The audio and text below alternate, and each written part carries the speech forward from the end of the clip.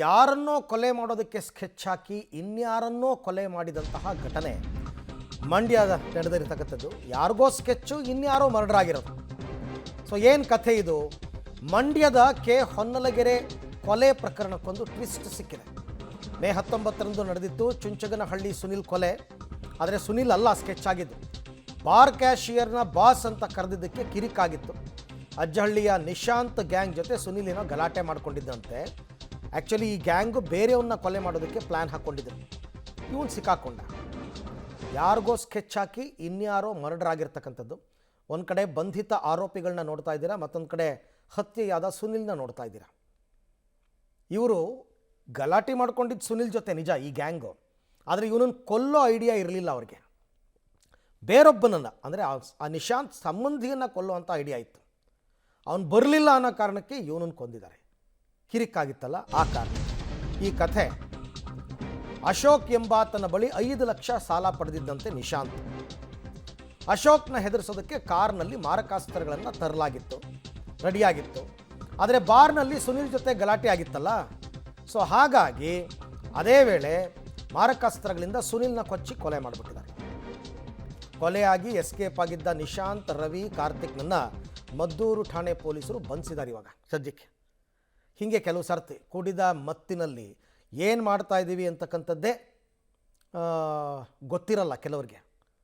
So ಯಾವಾಗ ಅಶೋಕ್ ಬರಲಿಲ್ಲ, ಆ ಸಿಟ್ಟಲ್ಲಿ ಸುನಿಲ್ ಜೊತೆ ಬರೀ ಗಲಾಟೆ ಆಗಿದ್ದಕ್ಕೇ ಕೊಂದು ಹಾಕ್ಬಿಟ್ಟಿದ್ದಾರೆ ನಿಶಾಂತ್, ರವಿ, ಕಾರ್ತಿಕ್. ರಾತ್ರಿ 10 ಗಂಟೆ ಸಮಯದಲ್ಲಿ ಒಂದು ಕೊಲೆ ಪ್ರಕರಣ ನಡೆದಿರುತ್ತೆ. ಅಲ್ಲಿ ಕೆ ಹೊನ್ನಲಗೆರೆ ಗ್ರಾಮದ ಹತ್ರ ಒಂದು ಸುನೀಲ್ ಅನ್ನೋರು ಮರ್ಡರ್ ಆಗಿರ್ತಾರೆ ಅಂತ ತಿಳಿದು ಬರ್ತದೆ.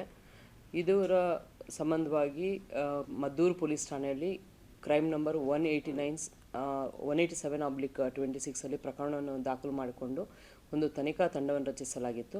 ಇದರಲ್ಲಿ DSP ಯಶವಂತ್ ಕುಮಾರ್ ಮತ್ತು ಇನ್ಸ್ಪೆಕ್ಟರ್ ಆದ ನವೀನ್ ಮತ್ತು ನಾರಾಯಣ್ ಮತ್ತು ಸಬ್ ಇನ್ಸ್ಪೆಕ್ಟರ್ ರವಿ ಮತ್ತು ಕಾತ್ಯಾಯಿ ಕಮಲಾಕ್ಷಿ ರವರನ್ನು ಒಳಗೊಂಡಂತೆ ಒಂದು ತನಿಖಾ ತಂಡವನ್ನು ರಚಿಸಲಾಗಿತ್ತು.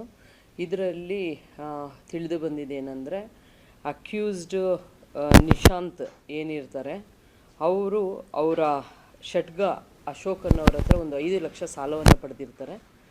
ಸಾಲವನ್ನು ಪಡೆದಿದ್ದರೆ ಅವರು ಪದೇ ಪದೇ ಅವರು ದುಡ್ಡನ್ನ ಕೇಳ್ತಾರೆ.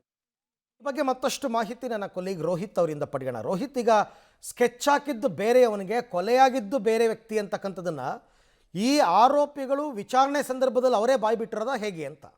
ಅರವಿಂದ್, ಮೇ 19ನೇ ತಾರೀಕು ಕೆ ಹೊನ್ನಲಗೆರೆಯ ಬಾರ್ ಸಮೀಪ ಒಂದು ಮರ್ಡರ್ ಆಗಿರುತ್ತೆ. ಸುನಿಲ್ ಎಂಬಾತನ ಮರ್ಡರ್ ಆಗಿರುವಂಥದ್ದು. ಬಾರ್ ಕೌಂಟರಲ್ಲಿ ಸುನಿಲ್ ಮತ್ತೆ ಆತನ ಸ್ನೇಹಿತರು ಎಣ್ಣೆ ಹೊಡೆಯೋ ನಿಟ್ಟಲ್ಲಿ ಕೂಡ ಎಣ್ಣೆ ತೊಳಕ್ಕೆ ಬಾರ್ ಒಳಗೆ ಹೋದಂಥ ಸಂದರ್ಭದಲ್ಲಿ ನಿಶಾಂತ್ ಅಂತ ಒಂದಷ್ಟು ಜನರು ಎಲ್ಲ ಸೇರಿಕೊಂಡು ಅವರು ಕೂಡ ಬಾರ್ಗೆ ಬರ್ತಾರೆ. ಆ ಸಂದರ್ಭದಲ್ಲಿ ಬಾಸ್ ಅಂತ ಕ್ಯಾಶಿಯರ್ ಕರೆದಂಥ ಸಂದರ್ಭದಲ್ಲಿ ಅವನು ಯಾರು ಬಾಸ್ ಅಂತ ನಿಟ್ಟಲ್ಲಿ ಕೂಡ ಇಬ್ಬರ ನಡುವೆ ಕ್ಲಾಶ್ ಆಗುತ್ತೆ. ಆ ಸಂದರ್ಭದಲ್ಲಿ ಬಾರ್ನಲ್ಲಿ ಒಂದಷ್ಟು ಗಲಾಟೆ ಆಗುತ್ತೆ. ತದನಂತರ ಅವರನ್ನು ಬಾರ್ನಿಂದ ಹೊರಗೆ ಕಳಿಸಲಾಗುತ್ತೆ. ಇದಾದ ನಂತರವಾಗಿ ನಿಶಾಂತ್ ಮತ್ತೆ ಅವರ ಗ್ಯಾಂಗ್ ಬಾರ್ನ ಸಮೀಪದಲ್ಲಿ ಕೂಡ ಅಲ್ಲಿ ಕಾರನ್ನ ಹಾಕೊಂಡು ಅಲ್ಲಿ ಎಣ್ಣೆ ಹೊಡಿತಾ ಇರ್ತಾರೆ. ಈ ಸಂದರ್ಭದಲ್ಲಿ ಬಾರ್ನಲ್ಲಿ ಏನು ಗಲಾಟೆ ಆಗಿತ್ತು, ಆ ನಿಟ್ಟಿನಲ್ಲಿ ಸುನಿಲ್ ಎಂಬಾತ ನನ್ನ ಮೇಲೆ ಗಲಾಟೆ ಮಾಡಿದರೆ ಅನ್ನೋ ನಿಟ್ಟಿನಲ್ಲಿ ಕೂಡ ಏನು ನೇರವಾಗಿ ಕಾರ್ನ ಬಳಿ ಹೋಗಿ ಅವರ ಜೊತೆ ಗಲಾಟೆ ಮಾಡ್ತಾನೆ. ಆ ಸಂದರ್ಭದಲ್ಲಿ ಏನು ಕಾರ್ನೊಳಗಿದ್ದಂತಹ ಮಾರಕಾಸ್ತ್ರಗಳಿಂದವಾಗಿ ಆತನನ್ನ ಕೊಚ್ಚಿ ಕೊಲೆ ಮಾಡುವಂಥದ್ದು. ಇದಾದ ಬಳಿಕವಾಗಿ ನಿಶಾಂತ್ ಮತ್ತೆ ಆತನ ಗ್ಯಾಂಗ್ ಅಬ್ಸ್ಕಾಂಡ್ ಆಗ್ತಾರೆ. ತದನಂತರವಾಗಿ ಮದ್ದೂರಿನ ಪೊಲೀಸರು ಅವರನ್ನು ವಶಕ್ಕೆ ಪಡೆದಂಥ ಸಂದರ್ಭದಲ್ಲಿ ಅವರು ಒಪ್ಕೊಂಡಿರುವಂಥದ್ದು. ಯಾಕೆ ಮಾರಕಾಸ್ತ್ರಗಳನ್ನ ಇಟ್ಕೊಂಡಿದ್ವಿ ನೀವು ಕಾರ್ನಲ್ಲಿ ಅಂತ ಹೇಳಿದಂಥ ಸಂದರ್ಭದಲ್ಲಿ ನಿಶಾಂತ್ ಆತನ ಸಂಬಂಧಿ ಅಶೋಕ್ ಎಂಬಾತನ ಬಳಿ 5 ಲಕ್ಷ ರೂಪಾಯಿಯನ್ನ ಸಾಲ ಪಡೆದುಕೊಂಡಿರ್ತಾನೆ. ಆಸ್ ಯೂಶುವಲ್ ಸಾಲ ಕೊಟ್ಟವನು ಸಾಲ ವಾಪಸ್ ಕೊಡುವಂತೆ ಕೂಡ ಪೀಡಿಸ್ತಾ ಇರ್ತಾನೆ. ಆದರೆ ನಿಶಾಂತ್ನ ಬಳಿ ಹಣ ಇರಲ್ಲ. ಆತನಿಗೆ ಎದುರಿಸಿ ಸ್ವಲ್ಪ ಕಾಲಾವಕಾಶ ಕೇಳಬೇಕು ಅನ್ನೋ ಕೂಡ ಮಾರಕಾಸ್ತ್ರಗಳನ್ನ ಕಾರ್ನ ಇಟ್ಕೊಂಡಿರ್ತಾರೆ. ಜೊತೆಗೆ ಅಶೋಕನ ಎಣ್ಣೆ ಹೊಡಿಯೋಕೆ ಬಾರ್ ನಿಟ್ಟಲ್ಲಿ ಕೂಡ ಬಾರಿಗೆ ಕರೆಸ್ತಾನೆ. ಆದರೆ ಅಶೋಕ್ ಇನ್ನೂ ಬಂದಿರಲ್ಲ. ಆದರೆ ಆ ಒಂದು ಮಾರಕಾಸ್ತ್ರಗಳಿಗೆ ಬಲಿಯಾಗುವಂಥದ್ದು ಸುನಿಲ್ ಎನ್ನುವ ನಿಟ್ಟಲ್ಲಿ ಕೂಡ ಇದೀಗ ವಿಚಾರಣೆಯಲ್ಲಿ ಬಯಲಾಗಿರುವಂಥದ್ದು. Arvind, right, thank you Rohit. ತಮ್ಮೆಲ್ಲ ಮಾಹಿತಿಗಾಗಿ ಧನ್ಯವಾದ.